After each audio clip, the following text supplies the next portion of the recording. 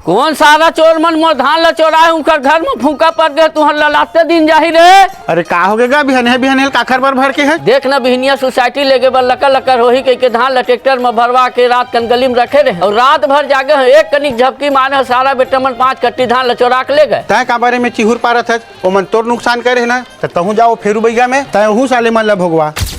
तोर 5 कट्टी धान ला चोरा है ना चैन सोल खान पिए नहीं धक पोकनी करवात हो खर देखबे दे गदगद ले नीचो दे अही में लोखर दौड़ दौड़ के जवई शुरू हो गए जा देखबे अपन गांव में काखर पोकनी होत तेला। ए मोर पेट कैसे गुड़गुड़ाए लगिस जले सरे दे ऐठे लगिस देख ना। ए मोरो पेट पिराए लगिस कैसे भैया। चलो खाली डबरी कोती जाबो चल।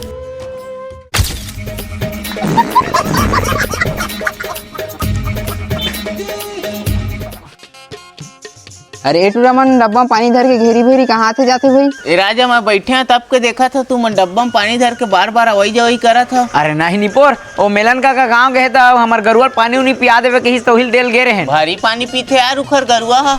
लेने एक डब्बा बाँचे हिल झार के आत हैं और दे तो का 25 की गोली कल दे रहे तेरे में आरामे नहीं मिला थे काटे नहीं करी से कैसे ठीक नहीं लगा थे कहा था। अच्छा ऊंचा वाले गोली दे हम। अरे हमन काला बारी मार बोगा ए दे देख ना ले लावा तो ठीक वाले।